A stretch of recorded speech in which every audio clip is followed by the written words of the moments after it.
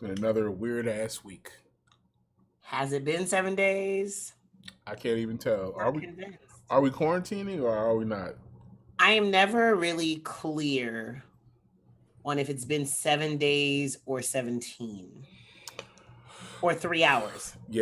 It all kind of feels the same. All kind of runs together. Um, Atlanta's open than a motherfucker. as hell, Atlanta is extra open, but apparently we just had one of our worst weeks of the entire pandemic. That's funny because Keisha how about our numbers is stabilizing and they about to move to phase 3. Well, uh, I don't know about that, but Well, here's the thing that I've been paying attention to, and I don't know if anybody else has noticed it because it's been very, very subtle. In December, January, every single day I woke up and listened to my news feeds. I had to hear about China every single day. mm-hmm. Wuhan, Wuhan, Wuhan, Wuhan. February, we started hearing about Portland. March, it was New York. March, you had an international news feed, right? It was New York, the West Coast, Italy, France, the British being just as stupid as we were being, Mm-hmm. so on and so forth. By, I would say, early May, it was a hyper focused, a hyper local feed, right? So you would hear the numbers in Georgia every single day. They would tell you X amount of people died. Yeah. Then the protests happened, and then they just quietly stopped updating people on those numbers. And I think that the no longer updating people on the numbers makes it very easy for people to believe that the shit is gone. Um, and while places like New York have stabilized to where New York now is down to less than 10 deaths a day, about less than 500 new cases a day, which, now at that point you can start to call it a manageable virus, something like, any seasonal virus that you might get.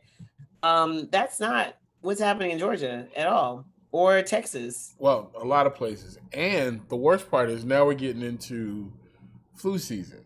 Mm-hmm. So they said that the numbers in this next 3 months might be more than the entire pandemic so far. My question was yesterday, have more American lives been lost under any single presidency? No, They have not. they have And I not. just really want people to think about that and talk about. I want people to talk about that. I want people to talk about that. While that crazy person is out there talking about Joe Biden didn't mandate masks. Mandate for where? The only place Joe Biden has authority over right now is his motherfucking house. Right. And he wears a mask. I mean, even also with all this information coming out about what they knew versus what they were actually telling us. So we actually heard tape of this guy saying, "Man, this virus is trash, man. It's killing folks. Like if people get this, man, they might not make it." And in the same token, he was putting other people in danger. He's putting his own supporters in danger. Right. He is still having rallies with no masks. He is still going to gatherings without any kind of protection or whatever. I mean, at this point, if you're a Trump supporter, how dumb do you feel? Like They don't. the dissonance is it's got to be on a different level. Like it's cult. It's a cult, right? It has to be a cult at this point. I mean, this is gone way past political parties. It's gone way past left and right. It's stupid and not Right. stupid. Like at this point. Like there were people there's a group of people that had a quote unquote protest at a Target in Florida. They just ran through Target without their masks on. And I'm like, Somebody should have clotheslined their asses.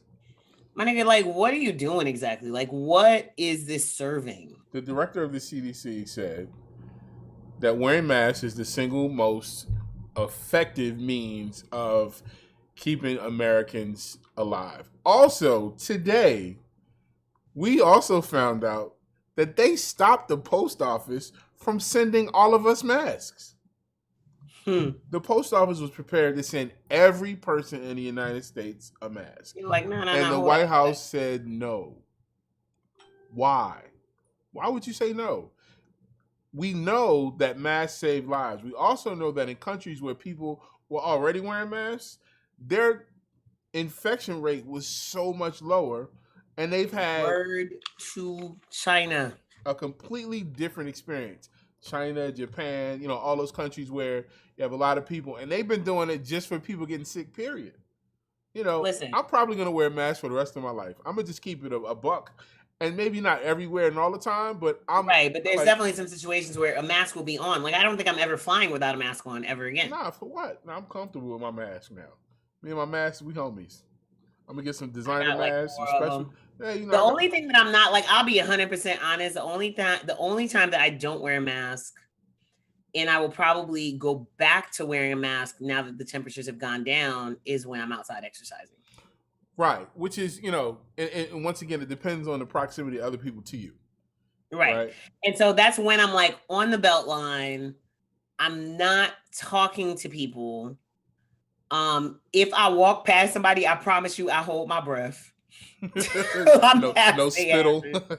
Like, I just be like, right. I don't say hi, head nod people, but I mean, typically you can still distance on that belt. You know what I'm saying? Like the belt line itself is fairly wide, so that's the only time. Other than that, bruh. Absolutely. Anyway, guys, hello, welcome once again to another episode of Ty fixing her hair on live. Hey, listen, I'm used to it, especially during this Soul Zoom episode. It's weird because, like, I guarantee you, every dude always thought that they were that interesting when they were on FaceTime and they were talking to a girl because she was clearly like, nah, nigga, I'm not looking at you. She was not looking at you, bro. She was not looking at you. She was fixing her hair. She was checking her lipstick. She was. You got to make sure that the angle of the camera. Listen, FaceTime is so much pressure for women. I don't think y'all understand. Well, maybe not for all women, because I think that like a lot of women have invested the time in understanding what their angles are. And so they know exactly how to sit and hold the camera. I'm not that girl. So FaceTime be a whole lot of pressure for me because I really got to sit down and figure out like, is it? And then like, how long can I really hold my hand like this? See, when I was on vacation, we saw this young lady. She had a selfie stick, and we realized how clutch selfie sticks are. Very clutch. So, because I be trying to grab angles, and I just end up not putting up a photo because I'm like, I couldn't get it right. So whatever. Let me tell you the secret though about my hair particularly. I think that doing my hair from March through September was enough for me. I'm good. This shit about to go right back in braids. Anyway. Did the hurricane come through yet? It did. That's why it was raining for 36 hours. You didn't notice? Okay. Yeah. Yeah, we weren't getting hurricane. We were getting outer band. It was definitely soggy though. Very soggy. Very soggy. My dog then lost her mind because she's been stuck in the house. We went outside a little bit. Look, she moved as soon as I said that. Yeah, I'm talking about you. Mm-hmm. But yeah, we've been stuck inside the house. I'm ready. But it made me realize how much like I need to go ahead and plan what I'm going to do for the winter months when the sun decides it doesn't want to come out sometimes. Anyway, you all, this is episode 37 of the Chopping Block podcast. Mm-hmm. I am your favorite Haitian, Ty Saint Boogie. And this is your boy from the 215, also known as Scissor. President of the State Property Fan Club. Chain Gang, y'all already know. Get you a shirt and a mug. Who says I don't have them? That say president? Oh, yeah, you're right. Of the fan club? You're right. Mm-hmm. So hey guys. I just want to and I'm going to say this, and y'all know I'm irreverent and I stay clowning somebody, but I really, really, really, really mean this. If you are a person who believes in prayer, hold your brother Kanye Omari West up in prayer, please. Please. Because he's not okay. No. But what he's talking about is okay. What he's talking about is okay, but like Fadia said, sometimes the messenger distracts from the message. Absolutely. And so the conversation is still in some places about what he was talking about, but for most people, non-music people, the conversation is about toilet trophies. Right. And is Kanye crazy or not? Like, and that's not even what we're supposed to be discussing at all. So, for those of you who don't know, who only saw the clip of the video, or for those of you magical creatures who have managed to completely block him out of all of your feeds everywhere, Kanye West went on another Twitter rant. I would also like to point out that it seems like this one came a lot closer. Like they used to be further spaced out. What, like contractions? Yeah, sadly, but yeah. But you know what I mean? Like his episodes used to be more spaced out. I don't want to call them episodes because I'm not that man's psychologist. I don't know what diagnosis he has or has not received by people who are qualified to make those kinds of statements. I am not a person who was qualified to make those kinds of statements. I do know that Kanye jumping on the internet and wilding out used to happen less frequently. It did. But now he's here for all the drama and all the smoke.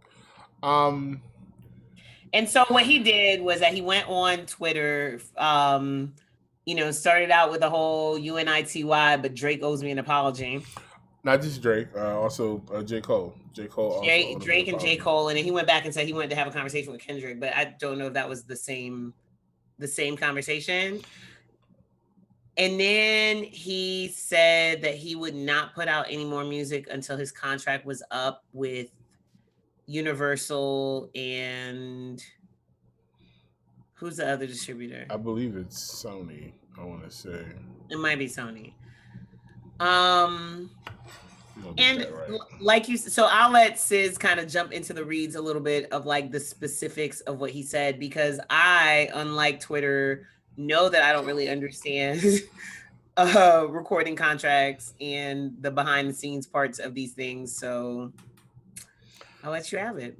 All right. So basically, Kanye West is signed to Sony and Universal, one as a recording artist and one as a publishing entity. And he says that he won't release any new music. He called himself the Moses. He said he's the new Moses of the music industry. He said the NBA and the NFL are modern day slave ships. And then he peed on his Grammy. And then he released his contract, or he released some of his deal points. Now, mind you, so posted a copy of it on the internet. He posted a copy on the internet. He also posted some information, some private information that got his Twitter account taken down because he posted somebody's actual real information. So his account's currently suspended. But he shared a couple pages, and on those pages you can also see that he re-upped a couple times. Bono, can I get a retweet? Like, this guy's just... So, all right. Bono, can I get a retweet? So Bono standing behind the sidelines like this, like the conversation is about his masters. Again, and he's incoherent because he's talking about Taylor Swift and what she was going through, which is a similar fight to get your masters back, because clearly Scooter Braun bought her masters against her will from her record label that she signed to when she was 16 years old. Kanye West has been signed to various entities throughout his career, and he wants his masters back, and he wants out of his pub deal. So the premise of what he's talking about is excellent, because labels are predatory the same way banks are predatory, the same way insurance companies are predatory. But they're also a part of the fabric of who we are as a nation, as an economy. So we give them a pass, right? We can all agree that insurance is a scam, right? Hey Ty, guess what? You have to pay me in advance for some Just in shit case you fuck up. that might happen. Instead of just when that thing happens, we take care of it then. Okay. Right. But because and if that thing never happens, we don't give you your money back. Right. You don't get your money back. Because it would be really amazing if like I paid 6 months of deductibles and they were like, hey, nothing happened in these 6 months, so we got you for the next. Here's your money back. Right. But no. Or we just, we'll just hold on to it. Not even give it back. You don't have to give it back. Just hold on to it until something happens and I need to re-up. But the music industry is such where people sign deals. When you sign a deal, you sign away the rights to your master recording. The record label owns the rights so they can exploit it without any interruption, which means so they can go out and sign a contract on behalf, so they can get a sync license. Like all of that will require every artist to sign off on everything for everything they did, right? Right. And so when we say the word exploit, it's not in a negative connotation. No. It's really meaning that it's just to you're use giving them, you're giving the label the rights to move around with your music as if it was their own, so that they can find as many ways for you to make money off that music as possible. Yes. And without them having to stop and hit you up every time, like, hey, so and so wants to put your song in a commercial. Is that okay? Right. Hey, yeah. So and so wants to blah blah. Instead, they just say, hey, here's your check or whatever. But like the cost is so high, like, all these laws have been geared so that the record labels make the majority of the money, right? And they say it's because I'm assuming the majority of the risk, right? But even when they're not, they still get the same rate.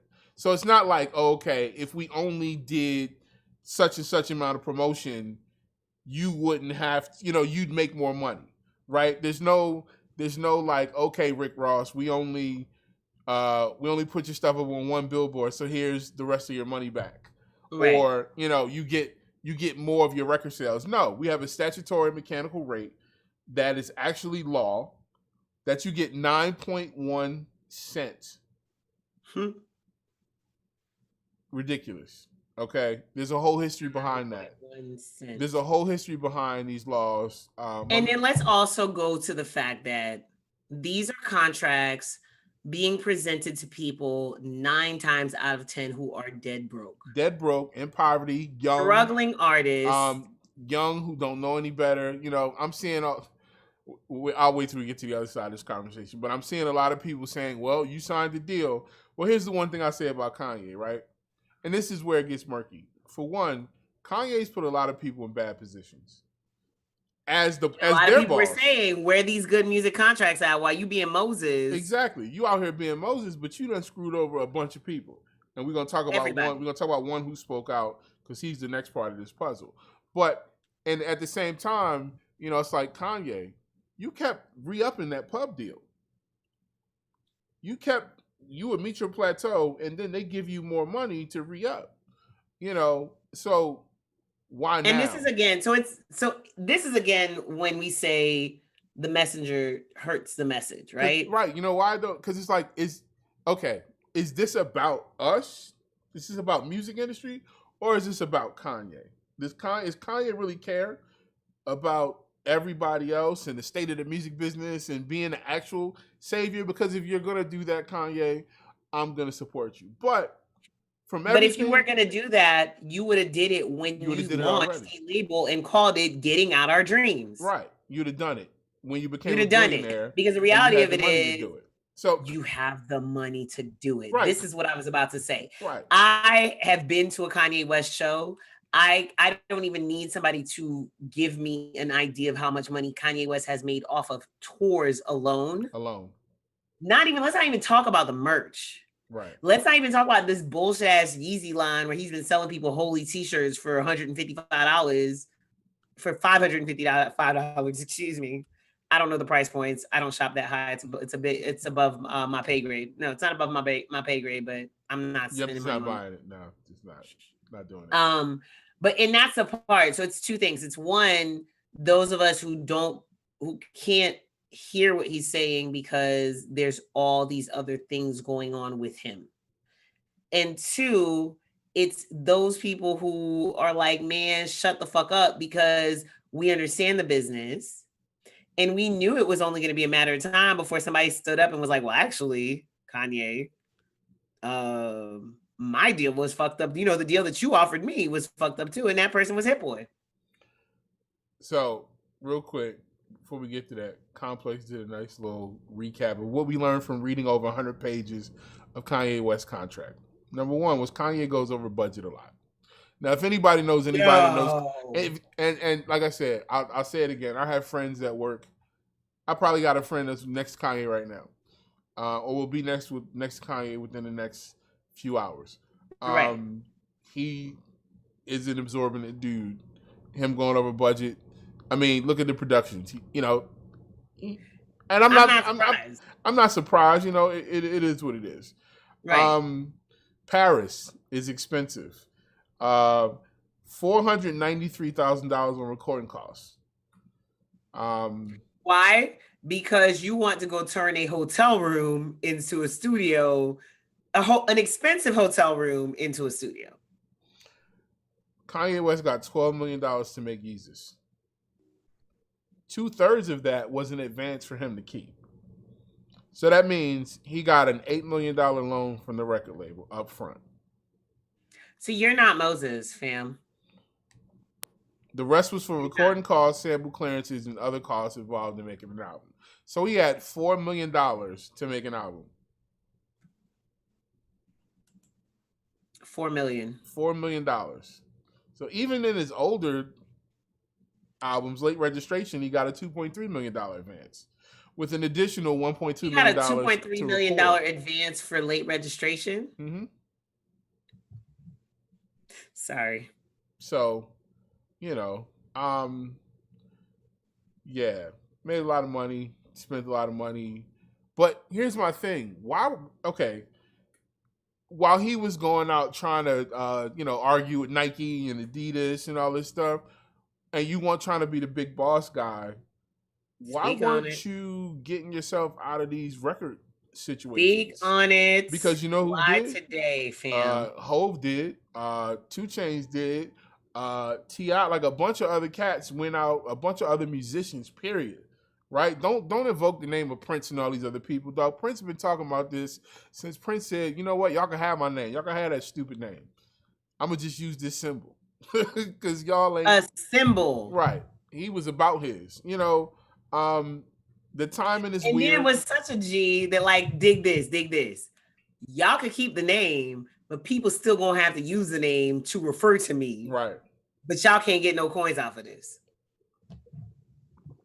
So, you know, like I said, Kanye's not lying. No. About what he's talking about. But does Kanye West care about the totality of the music industry? No. Am I happy that Kanye West started this conversation again? Absolutely. I am. Because once again, we got an amazing group of anonymous letters, one to the Black music industry. All right. Another one? Yes. This one is. Did it say, hey niggas, we had this conversation 3 months ago. 3 months ago. It's been a whole quarter. Y'all ain't did shit. Did it say that? No, this one said, hey, you executives who have been complicit, you're a house nigga. That's pretty much what it said. So let's get back to one of the people who Kanye West screwed over, Hit Boy. So if people don't realize, executive produced Big Sean's album with, exactly, but that, you know, that's just literally Kanye just put his name on some shit. Right.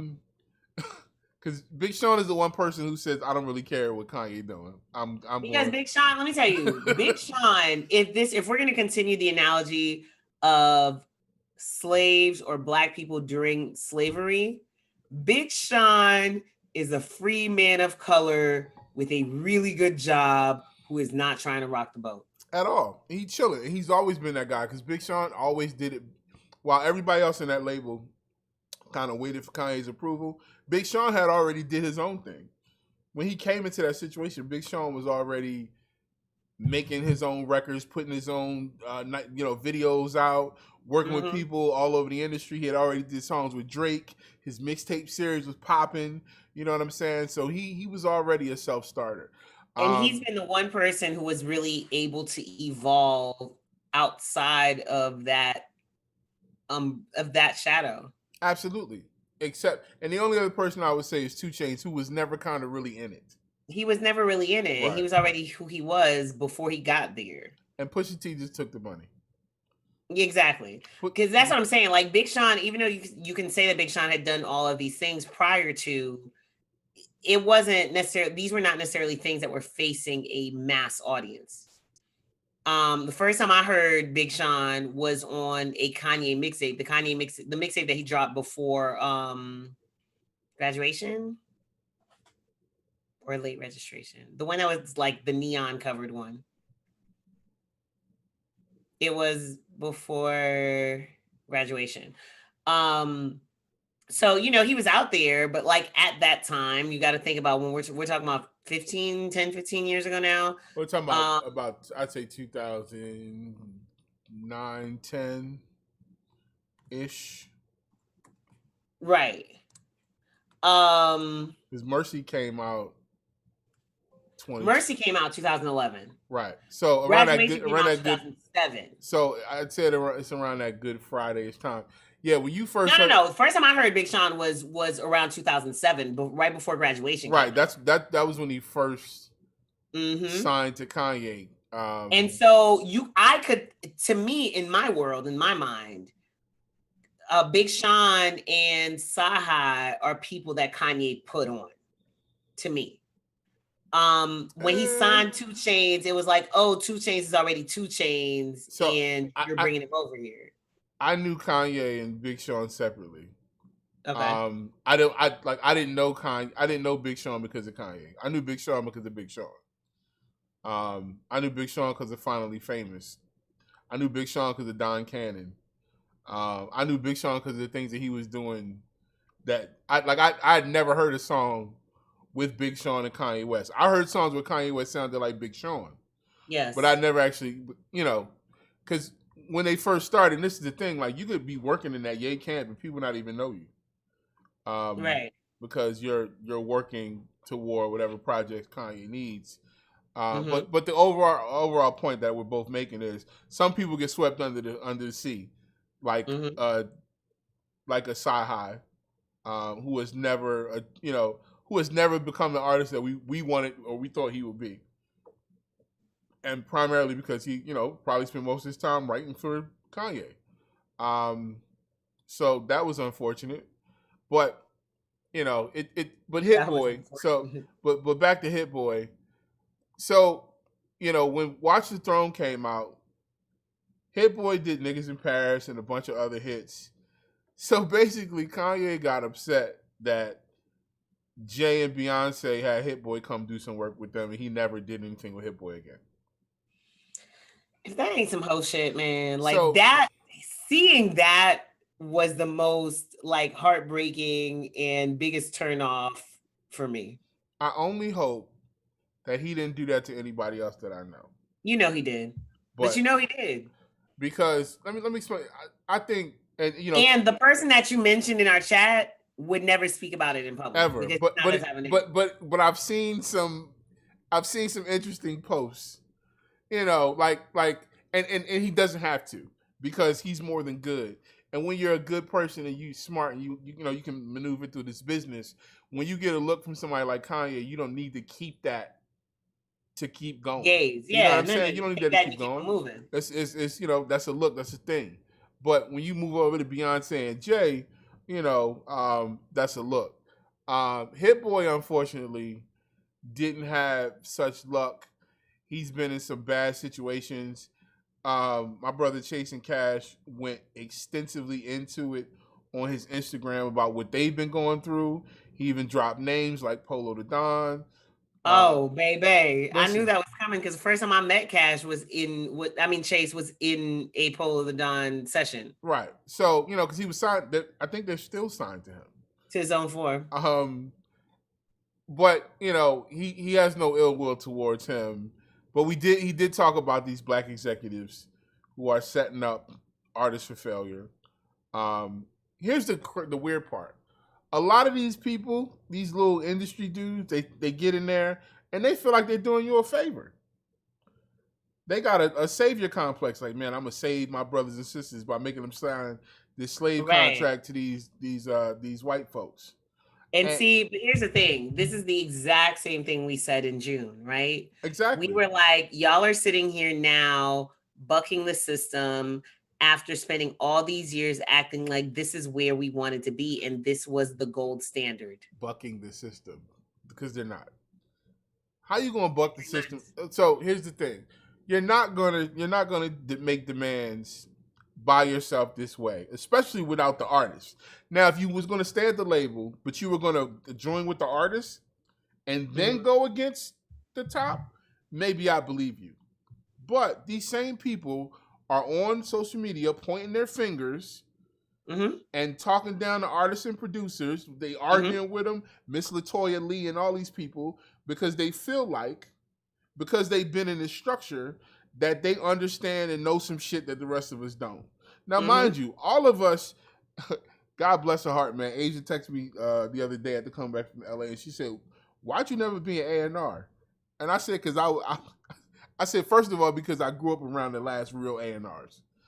You know what I'm saying? Right. I got to watch people like Lenny S. I got to watch people like Sycamore. I got to watch the Dre McKenzies. I got to watch, I was around G Unit. I got to see all those types of things. That shit is over. And I watched what they went through. I watched Sycamore get a job at Atlantic as a buck. He was running shit at Atlantic. And then he realized that, oh, I'm not actually running anything. The CEO's 12-year-old granddaughter's running shit. And I'm just the fetch and go get it boy. And we just heard some of the biggest names in the industry have this conversation. And again, see, and this is the thing, sis, like, I hate to be an I told you so ass nigga, especially when I'm not necessarily doing anything to correct the situation. So this is going to be the one time I say it without actually doing something to correct the situation. Let's jump in our pandemic time machine right quick. Let's do it. Back to May, June, when these niggas was on a Zoom conference every fucking day. Every day, dog. Like every day it was Zoom with like the biggest names in the game. And two things I knew then. Number one, half you niggas was on these Zoom calls not to learn, not to possibly build a relationship with these people that could put you in a position, a mentorship type situation. Y'all was just in the damn comments, in the damn chats, dropping your fucking Instagram and your music. Okay? Y'all wasn't paying. And two, 1B, whenever any of those Zooms was a situation where you had the ability to access replays or to purchase additional information or whatever, y'all didn't do that. Y'all didn't do it at all. It was just, you were not there for the information. It was just the cool thing to do. It was the cool thing to do. To pass time. Because y'all, first of all, everybody was in there looking for a look. Right? It's just like D-Nice's comments and the fucking comments on Versus.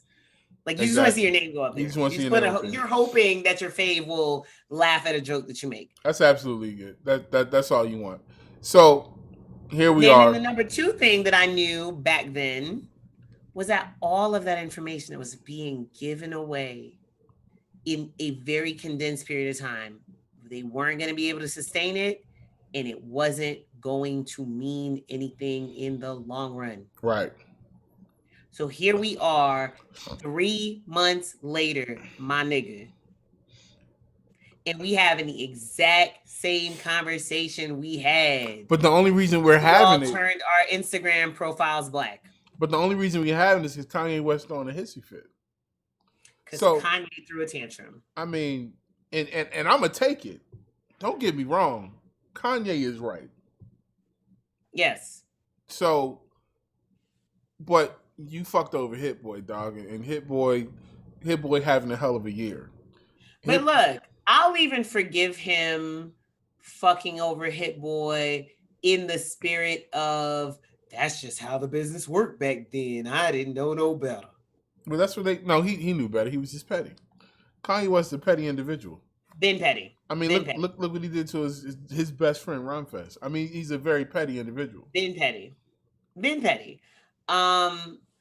like my question for the music business, my question for the creators, and I know that I'm included in the people that I'm speaking to, is are we going to let another 3 months go by? That's a good question. Because you just said Complex posted an article about what they learned from Kanye's contract.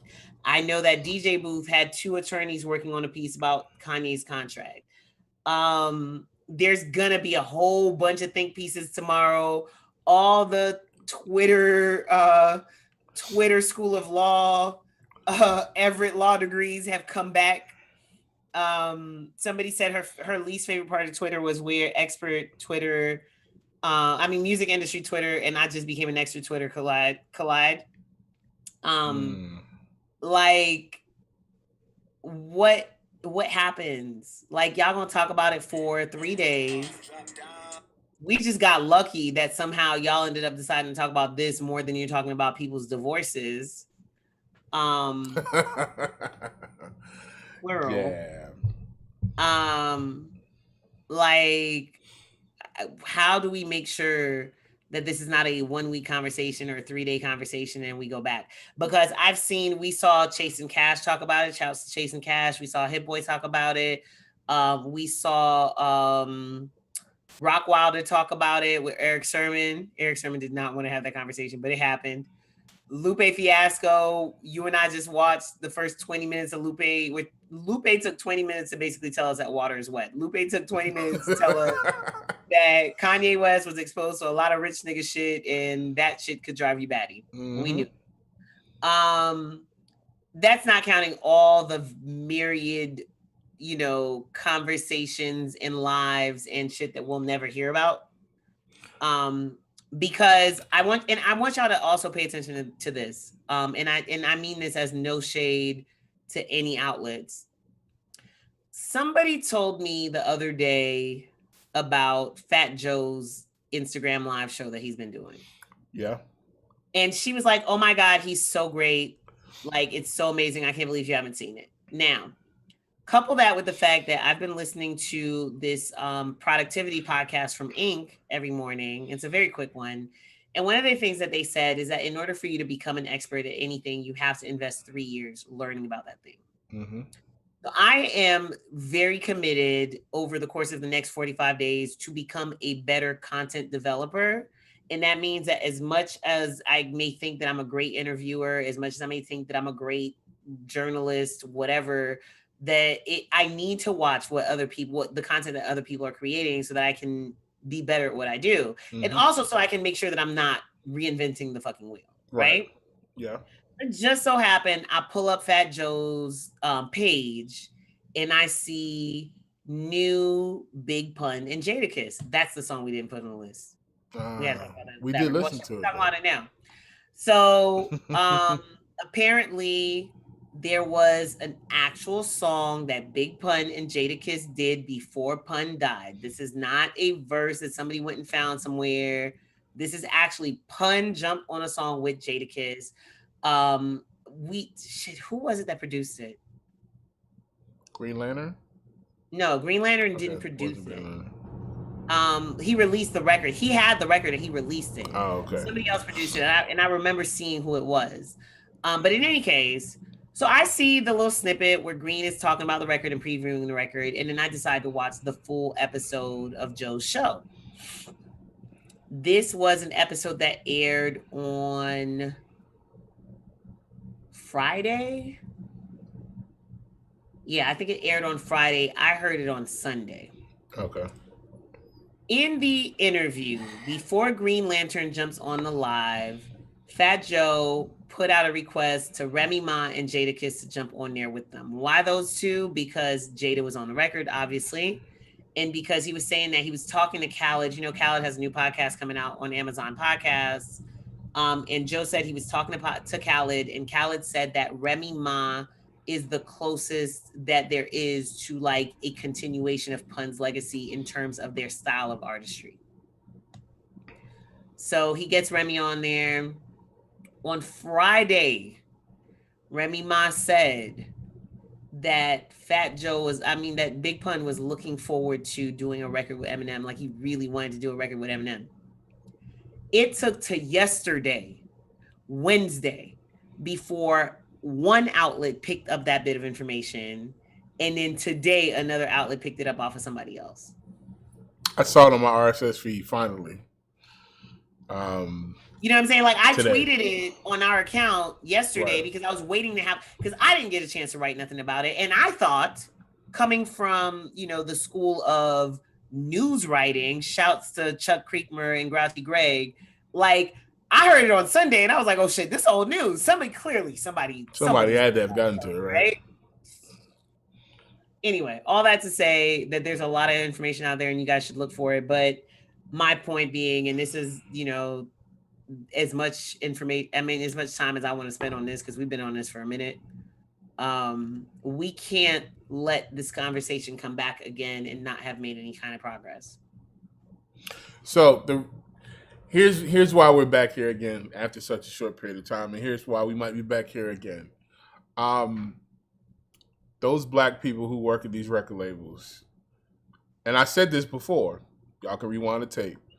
I said that they always send the black face in to go sign the black people. They always do that. They send the people that look like you, hey, A&R, you'll be the top, you'll get so far and I'll make you head of A&R, or, you're the young A&R, go out there and sign these black people.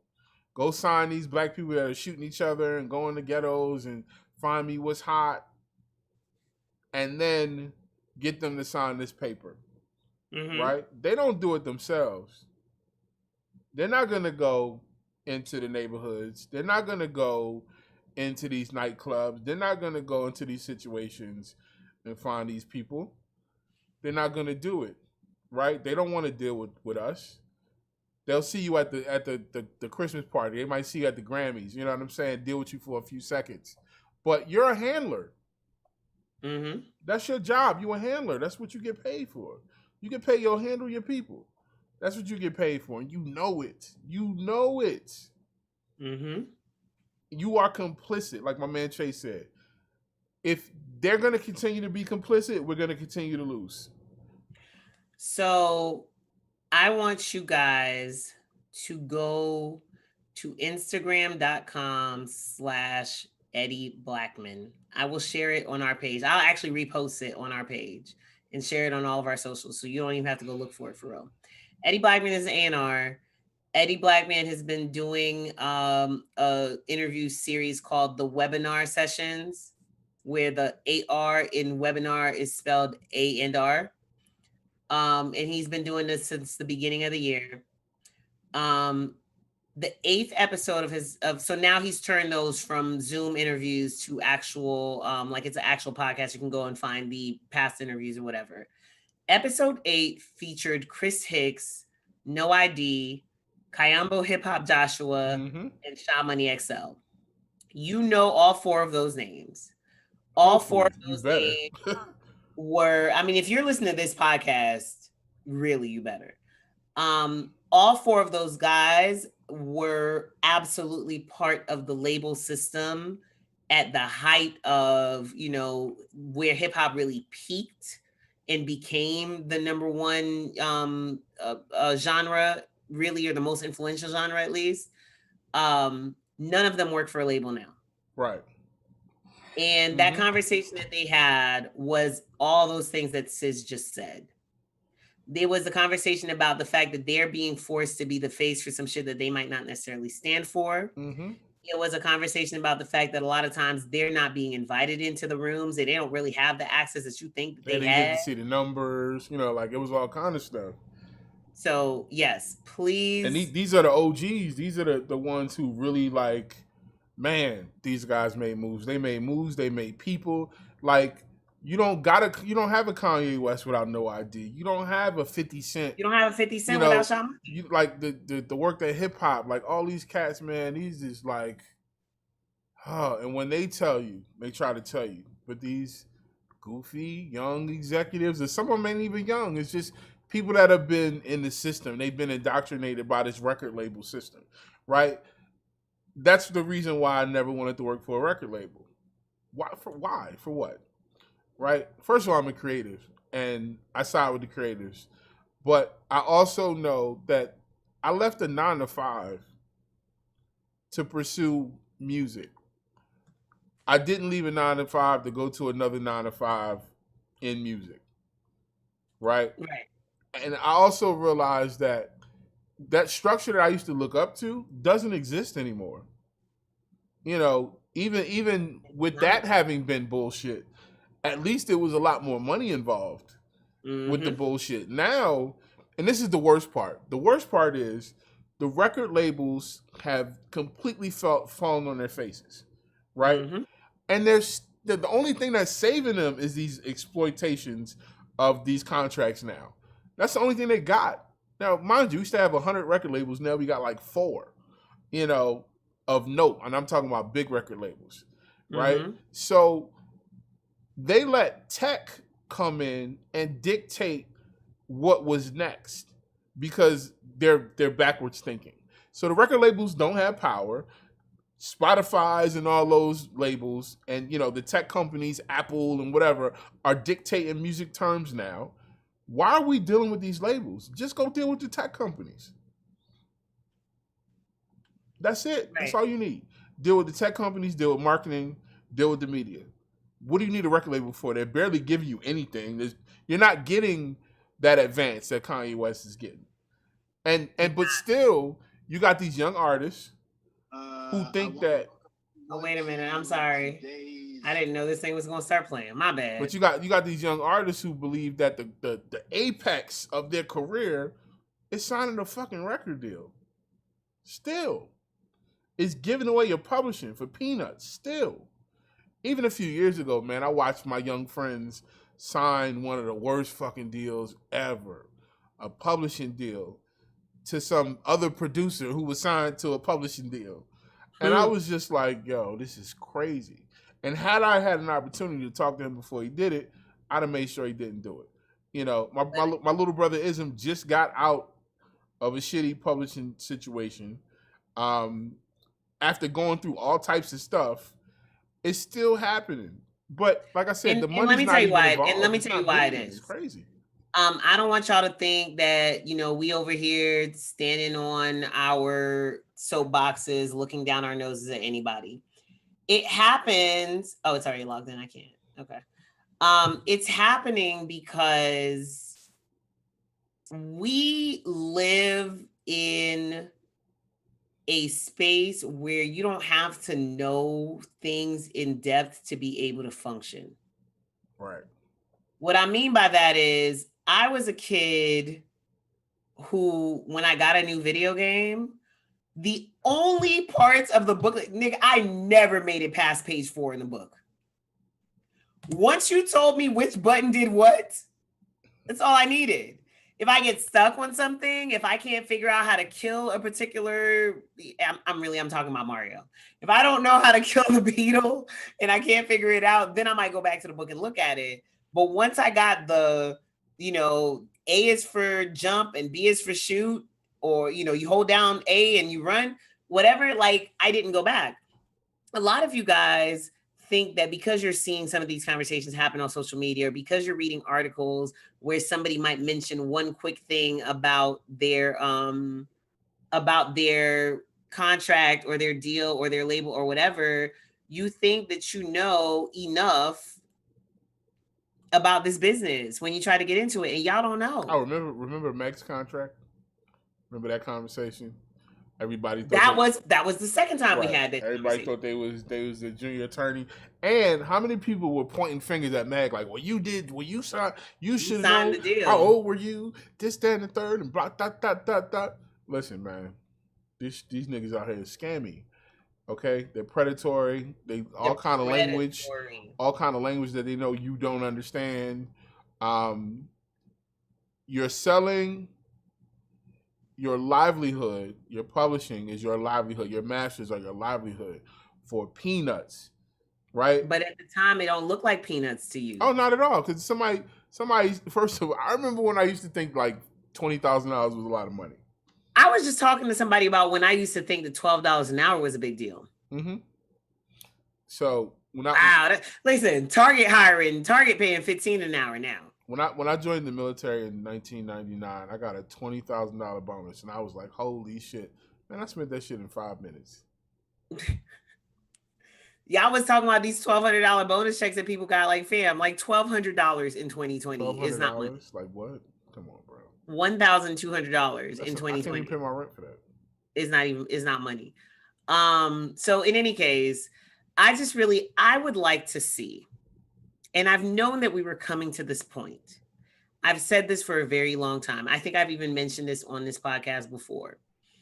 There is a scene in Fight Club where Tyler Durden is talking about how he sees the future where all these corporations have been destroyed, the credit system has been destroyed, and we're going back to, hunter gathering, and like they've turned the highways into farms, right? Like they've deconstructed the whole system and started fresh. I have been seeing this coming for the music business probably since, I'll say 2010 at the very least. I won't say 05 because I think in 05, when I first moved down here in 04, I still thought that, like that's when all the labels had opened their Atlanta offices and all that other stuff. So I thought we were continuing in that space that we had been from 95 to 2000. Right. Because that was the peak of the music business for urban anyway. That was the peak of the label system. I'll put it that way. But I've been looking at it for a smooth 10 years and saying, this is not going to work. This is not sustainable. Y'all got to figure out a different way. And they keep finding one part and latching onto that. It was streaming for a long time. And, playlisting. And then now nobody talks about playlisting anymore because that really ain't it. That shit came now everybody wants to have a podcast. But here's the worst part, right? The worst part is the lowest hanging fruit. And when I say that, I mean the person with the least amount of information, who might have the most talent, right? Who might be amazing as an artist and who has the passion to want to be in the music industry, but has the least access to the information, or accurate information anyway, is usually the person who suffers the most. Because they're still chasing the dream of getting signed. They're still chasing old, outdated shit like SoundCloud. They're still out here trying to get on playlists. They're still getting scammed on opening up for people. I saw somebody who got scammed for opening up for somebody during a pandemic. Huh? Yes. They still out here trying to get you to pay $1,500 to open up for this big artist who ain't coming to your town, dog. In a pandemic. So those are the people, and we stay grounded, right? We're grounded people, and we've been around the industry for a long time, but we're very grounded people, right? So we know these people, we know these regular folks who just love their art, they love music, they just want to get out here and be seen and heard, and they're willing to do whatever. And in comes the predator to get whatever they can out of them. Yeah. And then just leave them on the side of the road. And they're gonna find, and that's always gonna happen. It doesn't only happen in music. It happens in dating. It happens in every level of business. Absolutely. You know what's really funny? So I'm cooking something up around Girlfriends. Mm-hmm. Because Girlfriends is a very fascinating show to me, just like Sex and the City is a very fascinating show to me. Because when those shows were out, I was looking up to the women on that show in terms of age-wise, right? Now I'm 40, looking back at Joan's 29-year-old ass talking about she needs to get married and have babies. And I'm just looking at her like, bitch, if you don't shut up and enjoy your lawyer money that you're making at 29, like, and I don't say that to be dismissive of anybody. Like, I mean, obviously we all go through our phases at different times, right? So in any case, I started back watching Girlfriends from episode 1. And also because I really I remember the show, but I don't remember the show. Right. Do you know what they were talking about on that very, very first episode? Mm-mm. A gifting circle. Well, not on the first episode, but in the first season. A gifting circle. Oh boy. If you send me 500 and in 4 weeks 8 people are going to send you back $500 in 2000 or 1998. Oh yeah. Okay. Mm-hmm. So the scams are going to be there. But again, like I said, I would like to, and I know I'm just as not complicit, guilty. But I would like to be a part, and I've said this before, and I continue to say this, and I'm maybe in a better position to actually act on it now. I would like to be part of the group of people that seeks out solutions. Well, we can't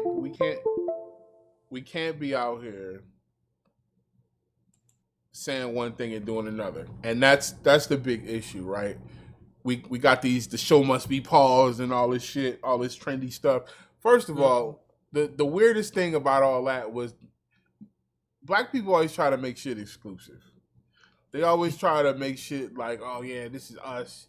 We on this Zoom call, me and the squad, we gonna figure this out. And it's always these goofy industry middlemen ass niggas who feel like they really got some power, and you can see them because they be on the internet. Not it's funny because with social media now, you see them because they look like they putting on their clown makeup all day. Like every tweet, every Instagram post is them putting on their clown makeup.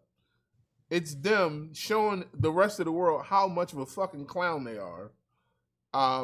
Because they're involved in, oh yeah, well I was around this person, I got a picture with this person and this, that, and the third, and blah blah blah. Don't you know I did this deal and doop doop doop. Nigga, they sent you out there to exploit your people. So now we talking all this Black Lives Matter. And for some of y'all, you did it willingly. Oh, absolutely. Because in your heart of hearts, you just wanted to come up. You just want to be somebody. And I'm not mad at you for that. But I am mad at you for that one. You are out here exploiting your people. If you got in the game, I got in the game to do right by people. I got in the game because I wanted to do something. I love music, but I also realized that there were people around me who wanted to do music that didn't have the access to the information. They weren't able to go to these places that I could get to. They didn't, they just loved the music, but they didn't realize, they didn't see the hook coming. They didn't see that part. So there's a lot of us that are still out here. It's a lot of people out here that fought the good fight. It's also a lot of people that got caught up in the worst situations. And I learned from a lot of those people. A lot of my OGs tell me stories about, signing bad deals and all these situations that they got caught up in, learning from them. At this point, if you are over the age of 25, you work at a label and you're black, you knew what the fuck was going on. That's it.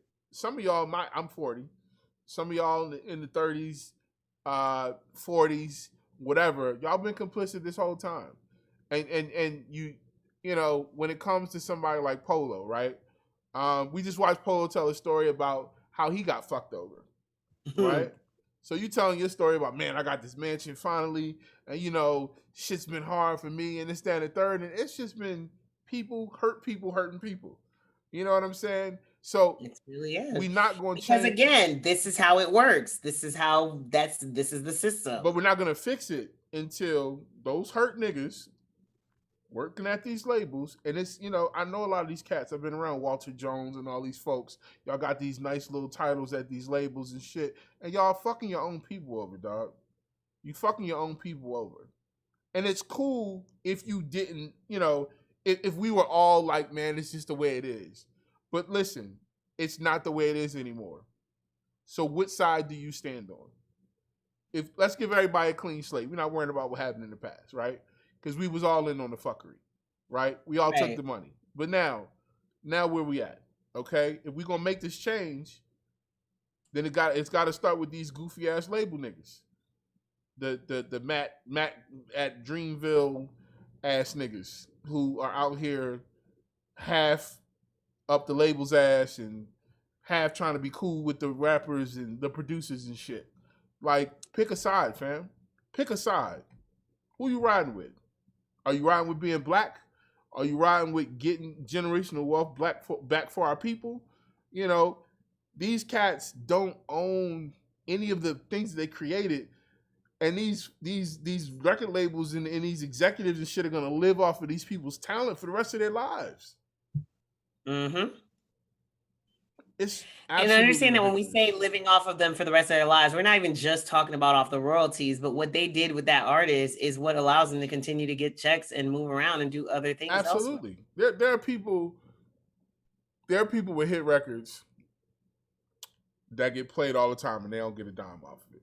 You know, Ike Dirty just talked about his father. Y'all can go on Ike's Twitter or Instagram. He talked about how much of the money his dad actually saw. We talking about Isaac Hayes, bro. One of the great black artists of our fucking ever, of ever, exploited completely. And Right. that money should be in his family. His family shouldn't have to do shit. Y'all seen Ray. His family shouldn't have to do a damn thing because that man built a mansion on this earth and left it here of his talents. His family shouldn't have to want for nothing because I guarantee you, Bill Gates and all these other folks, their families don't want for nothing. And that's not, Bill Gates he did what he did.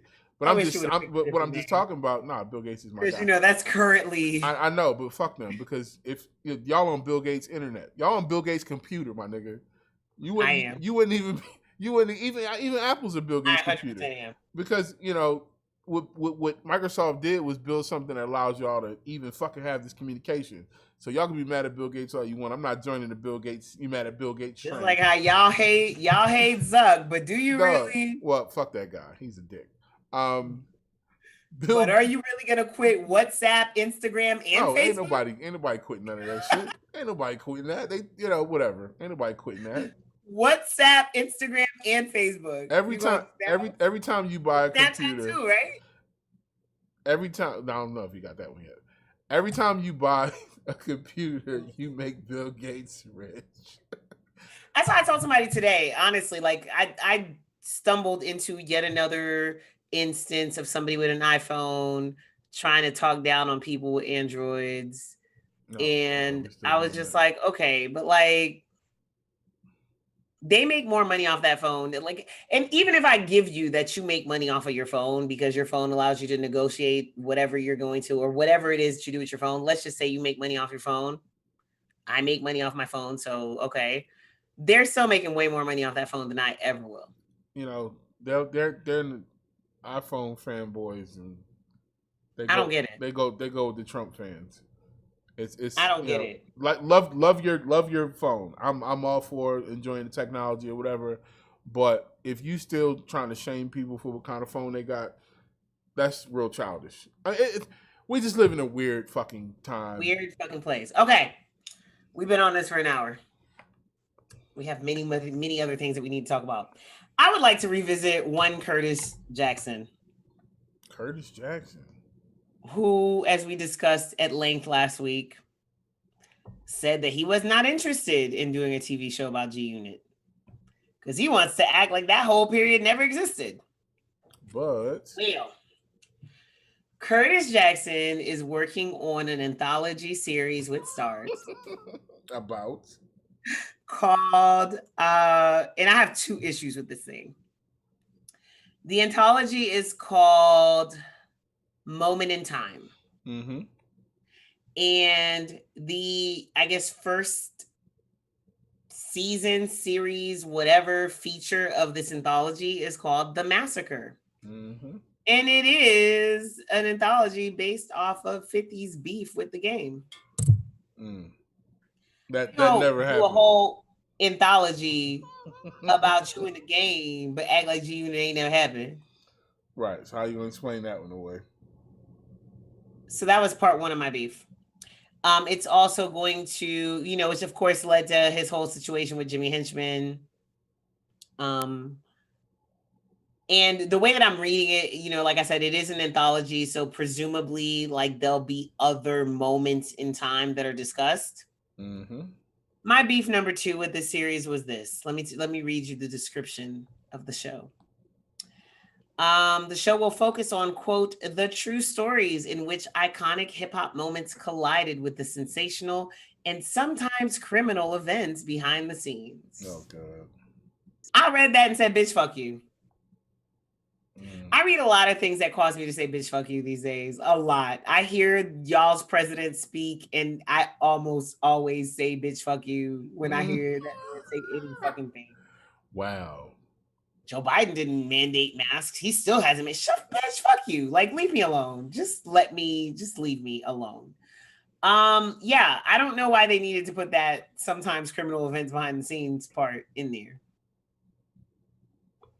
Like, no, guys, you want to come in here because it's going to be juicy and somebody might die. You know what else on TV made me say bitch fuck you? What? That show Woke on Hulu. That show was just bothering you, ain't it? Did we talk about this last week? We did. We did? Okay, all right, then I won't go through it again. I'm still very bothered. Had I finished the show when we talked about it last week? I don't think you did, no. Okay, well, I made it through all 8 series like this, just kind of like this. Look at my face. Like, this is kind of how it's sitting, like, and I fucked around and watched all 8 episodes. And when that last episode came on, if my phone wasn't my remote, I might have threw my remote. But since we talked about it already, I'll let you guys go back and listen to it if you haven't heard it. I feel like I need to write something about that show because I don't understand what the purpose was of that damn. Actually, I do. It wasn't for us. It was for white people. I got a question. Uh-huh. You didn't partake in Versus, right? No. Okay. Did we think that Versus was going to pop as much as it did? Yeah. That Versus popped. I knew it was going to. Let me tell you something. It was just not, it just didn't have the same weight and appeal for me. And then for a lot of people, the joy was in sharing it with their elders, with their mamas and their aunties or whatever. Guess what I don't have here in Atlanta with me. So yeah, I was cool on that. We had plenty of mamas and aunties in our Facebook chat, man. I saw Beatrice and Bertha and all of them came through and we was hanging out and they was talking about my ex-husband who passed, but this used to be his favorite song. And it just warmed my heart to see my grand aunties up there enjoying themselves. And they brought out Miss Dionne Warwick too. It was a heartfelt Versus. I saw that made that. And that's what I told somebody. Like somebody jumped on Twitter and was like, that's not for me. And I was like, man, you know what? I just got out the way and let y'all enjoy it. And y'all enjoyed it so much, it gave me joy. That one felt like a warm hug. Shout out to my brother Hayden. He said that it felt like a warm hug. It did. It was just a good time. Like, it was good to see Black music celebrate the careers of those ladies. And that really made me glad that Versus exists. And, you know, it like what Swiss and Tim are doing, it's touching a lot of different people. So I thought that was fire. But, you know, the Versus controversy continues. There was controversy? Well, someone mentioned that Janet Jackson should battle Missy and Swiss Beats shut that shit down. He said Janet Jackson does not have the catalog to compete against Missy Elliott.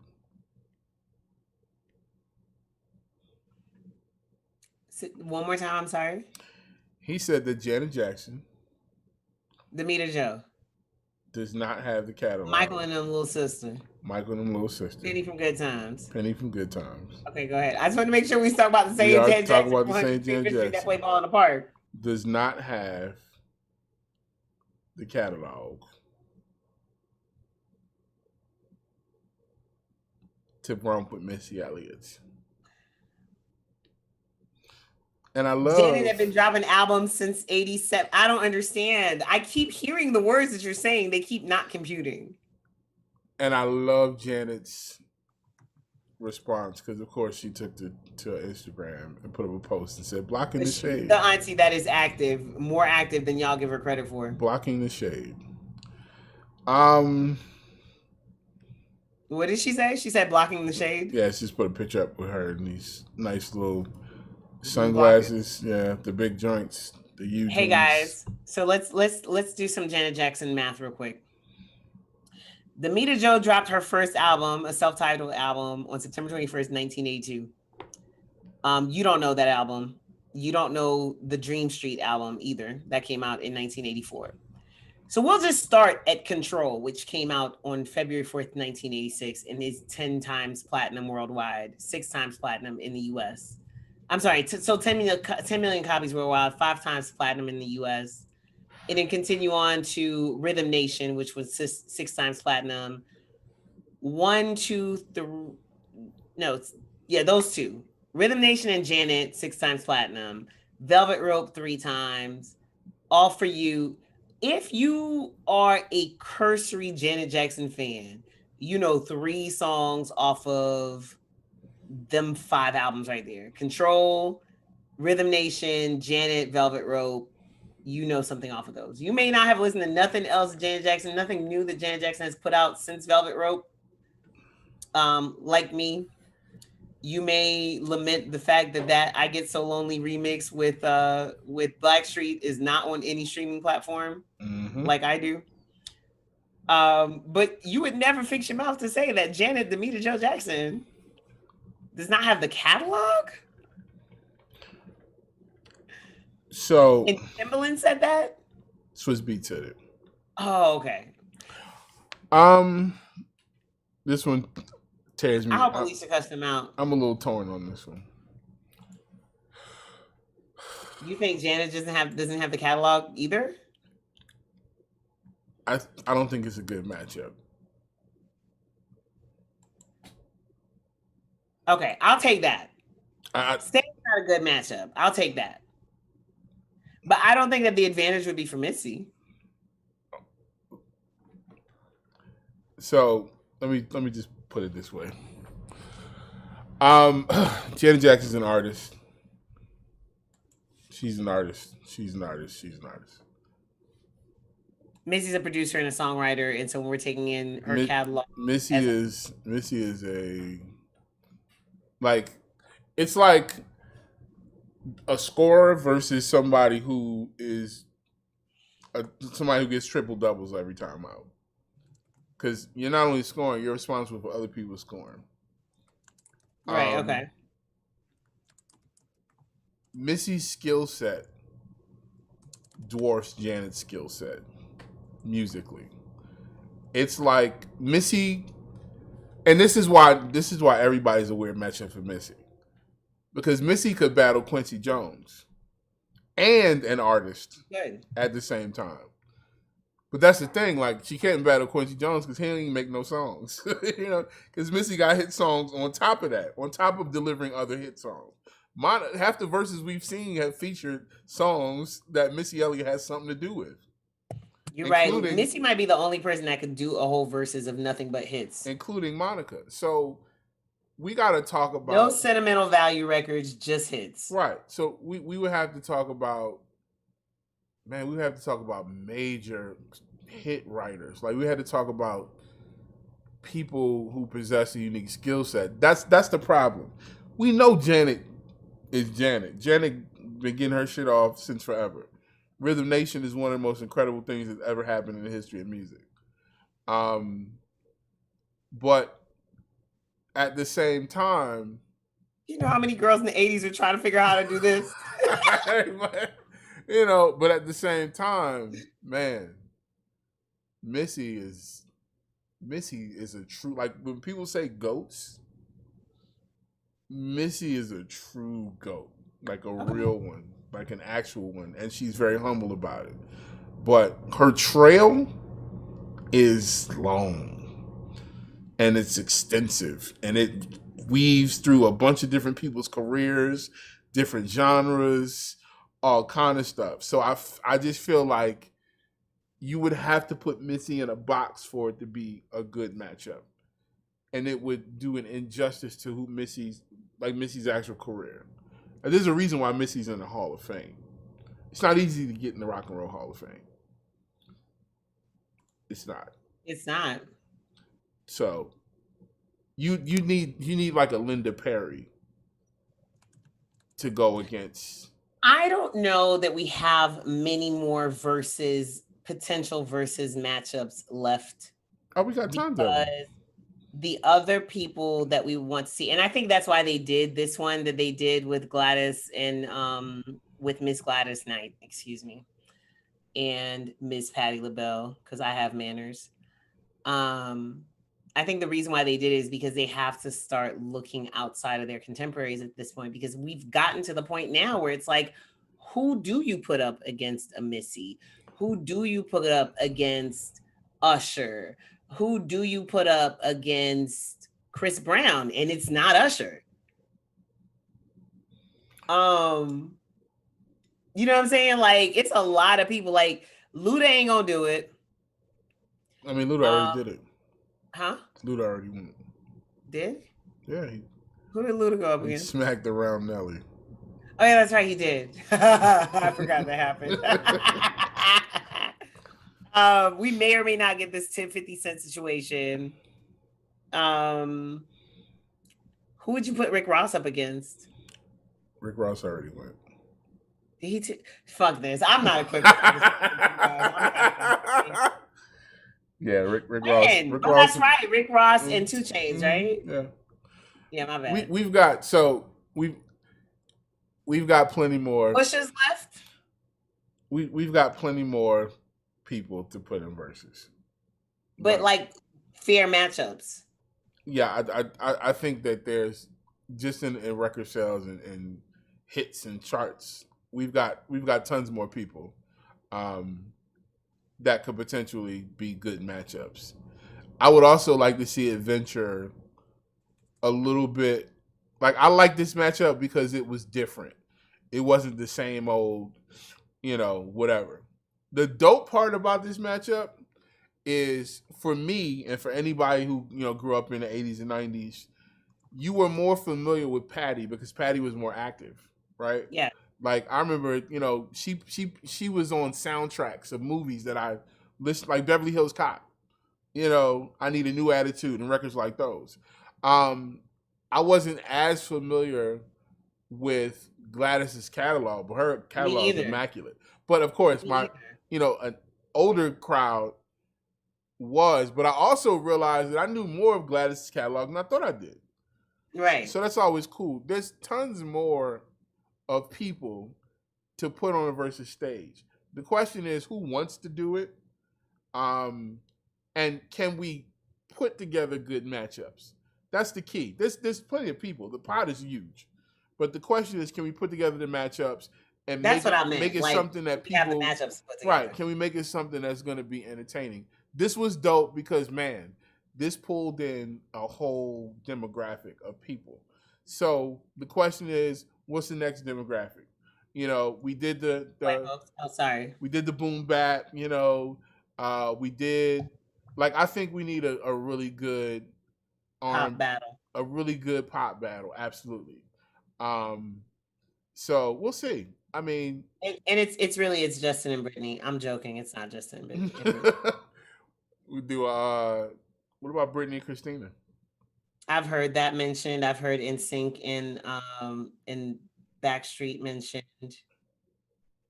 Vanilla Ice and MC Hammer. Yeah, huh? Said Vanilla Ice and MC Hammer. Stop it! Just stop it! Just stop it right now!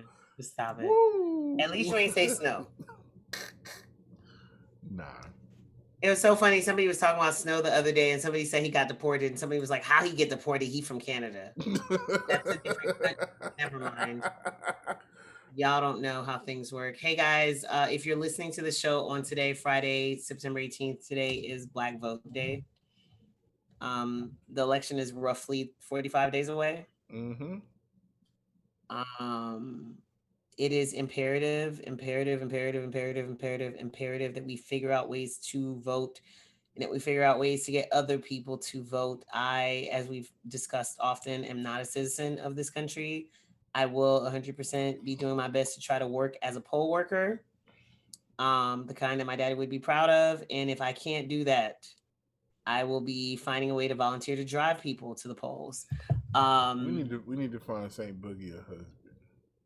I don't need a husband. I have a green card. The husband gets you a green card. I have a green card already. They still won't let you vote?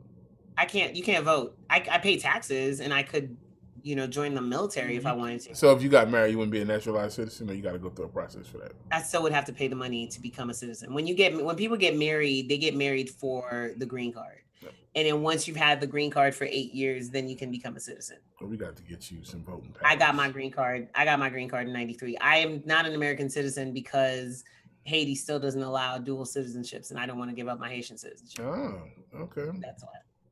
So it's not, find me a husband still. I'm still with that, but I'm just saying it ain't gonna be for immigration. Learn something. Yeah. I'm not mad at that idea. But yeah, anyway, guys, make sure you vote. And then vote and don't just fucking go back to sleep. Regardless of what happens on November 3rd, stay active. You vote somebody into office. Right now in the state of Georgia, Kwanzaa Hall is running to replace John Lewis in Congress. And Kwanzaa is, somebody that I'm friendly with. I won't say he's a friend of mine, but I know that if I called Kwanzaa's phone, he would know who I was and he would answer the phone. He gets voted in. We still got to hold him to task. We still got to make sure that he's doing his job. Y'all got real excited about a mayor named Keisha. The guy before her wasn't named Kasim. And the woman before him wasn't named Shirley. Y'all act like black mayors is new to Atlanta, but are y'all staying on top of, her performance? Are y'all making sure that she's doing what she's supposed to do? And not just her, the city council, everybody else that's involved. It's be political. And being political. You've learned nothing else over the last 4 years. You guys have to get involved at a local level. You got to get involved in your neighborhood. Get involved in if you got children, get involved in the PTA. Get involved. Get that damn pothole filled. Understand who runs your life. Vote for the sheriff. Know who's making these laws.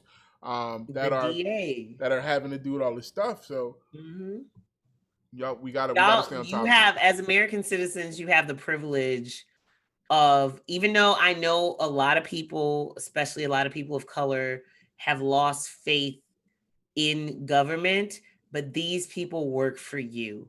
And y'all have one of the best systems to make sure that these people are on top of their jobs. We just haven't been on top of our jobs as their bosses, making sure they're doing what they're supposed to do. So that was my PSA for you guys. Thanks. Today's episode is being brought to you by, what was it? I just saw it. What is the official label name? It's not Bounce Gang Records. What is it? Gangaroo Records. Gangaroo Records. And we just put out the new single YGI. Yes, sir. Trez Bell. By Trez Bell. Some R&B for y'all. It's pretty dope. Got a video coming and everything.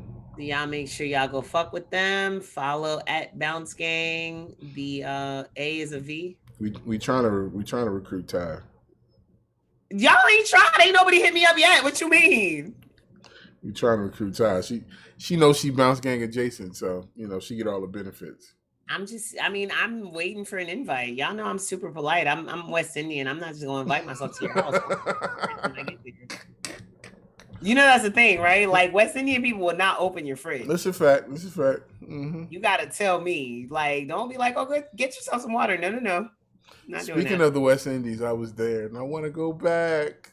I also want to go back. I was just looking up flights to Haiti for Christmas. Okay. I'm gonna speed through some of these topics real quick. Travis Scott, this meal of his it's got people going basic insane. As fuck. They got people going crazy though. It's like a TikTok challenge or something. Yes. So your children and your little brothers and sisters are rolling up to McDonald's all over and just rolling up to the drive-thru and saying Cactus Jack sent me, or saying Travis Scott ad-libs, or blasting Travis Scott songs in the drive-thru to order their food. to the point that McDonald's had to send out a memo and explain to their employees what was happening. And that to me was baffling, because I would think that the employee base of McDonald's is also the target audience of TikTok. But also, why wouldn't y'all do that in advance? Because they didn't think it was gonna happen. Them old white people in the office. But y'all paid them all that money. Like, you did a deal with the man. Listen. And here's the problem. It's probably like one person was like, yo, we should do this. And they're like, go ahead, do whatever. That part. But also, I don't think that people understand that Travis Scott is a rock star who happens to make rap music. I'm talking Beatles level rock star. Like, if you've never seen that documentary that he did on Netflix, oh wow, that's so funny. I didn't even notice that. If you've never seen that documentary that he did on Netflix, like, you should watch it. Mm-hmm. Like, his fans. Oh, the Rager thing is real. Absolutely. So yeah, that's what's happening. So, but he got fined at the McDonald's in Downey, California, because they didn't tell anybody, but somehow his fans found out that he was at the McDonald's and they mobbed it. And yeah, so 500 people showed up, and Downey requires you to have a permit for anything over 200. Over 200, right? Yep. But how much was the fine? Says $200. Stormy paid that shit. Right.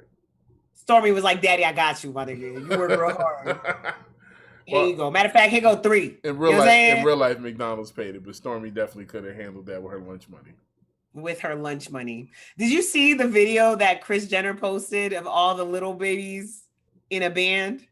Like Stormy True and Chicago. That's the girl, right? Chicago's the all the little girls got a little band with some fake instruments, and I loved it. I thought it was the cutest thing in the world. But yeah, so the meal. Have you had the meal? No, you don't eat meat. Oh yeah, that's right. You don't eat. I also don't eat McDonald's. I haven't eaten McDonald's this decade. Have I eaten McDonald's this century? Yeah. I probably have, because road trips. But also, you saying this decade, it's 2020, this year 1 of the damn decade, asshole. Oh, last decade. I didn't eat it all last decade, so. But nah, so the meal is a quarter pounder with cheese, with lettuce and bacon and pickles and ketchup and mustard, which apparently are not things that normally come on a quarter pounder. The only thing that doesn't normally come on a quarter pounder is lettuce and bacon. The lettuce and bacon. Then you get fries with a barbecue sauce to dip it in, which I thought we'd been ordering that, but okay, sure. That. Matter of fact, really, but this time they don't charge you extra. And I put the fries on top of the quarter pounder and put that barbecue sauce on top of that. That's really what you're supposed to do. That's what they should have sold it. Your own type of Western burger, huh? They should have sold it like that. Like, it's really not no special burger. There's nothing at all special about this meal. But y'all out here stealing posters. They don't even get this man his own shake. But I'll tell you what is fire, though. Huh? The merch drop is fire. The merch drop is fire. The merch drop is ridiculous. Yo, I wouldn't buy any of those items for the amount that they're asking for. Travis Scott's merch, cool. Man, listen. I'm going to give it up to Travis. His merch game, period, is immaculate. Yeah. Absolutely immaculate. We said this 2 weeks ago that, like, people really don't give Travis Scott enough credit. No, not at all. But that's cool. Y'all gonna understand it one day. Cactus Jack gonna take his. Some Cactus Jack sent you. So the creator community got a win by way of Onika Maraj this week. Mm-hmm. For those of you who didn't know, Nicki was, the producers primarily did, and the producers did. You know, anybody who's sampling people's shit. So basically, Nicki Minaj was suing. No, Tracy Chapman was suing Nicki Minaj because Nicki Minaj made a song called "Sorry" in 2017 that featured Nas. I don't even know if that song was ever actually released. It didn't come out. Nope. Okay, the song didn't come out, and they tried to sue her for using a sample and not clearing it. Because Funkmaster Flex played the song. Ah, okay. So it's his fault. Yep. Funkmaster Flex Night. So in any case, The judge ruled that it is fair usage for you to experiment with a song that you're considering sampling because there is an expectation when you go and request permission to use that sample that you're going to actually play them the way that you plan on using the sample. Right. Exactly. So had this gone the other way, you would have to pay for a sample before you used it. And then what would the return policy be on samples? Right. Can you imagine? No. Return policy on samples. I can't even imagine that universe. So shouts to Nikki and them for taking that fight on for the rest of us. You know, what was my aha moment out this whole discussion? I never knew that the reggae version of that song was not the original. Oh. I had no clue. Tracy Chapman dropped her version in 86. All I've ever known is sorry. Doom doom doom is that's the version I know. Like, so I'm sitting there like, wait, Tracy Chapman? I didn't know Tracy Chapman did reggae records. And funny enough, the person who made the reggae version, her name is Foxy Brown, but it's not the Foxy Brown that you know.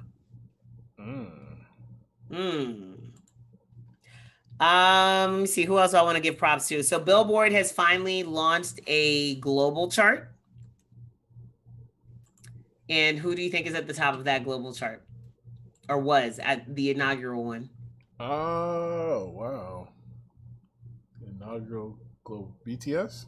La Cardi. Oh. La Cardi was on the very top with WAP. Nice. Okay. That was for the very first one was for the week ending September, or the chart dated September 19th. So this, previous week or whatever. No, I'm sorry. The chart ending the 10th. Mm-hmm. I'm trying to understand how to read this.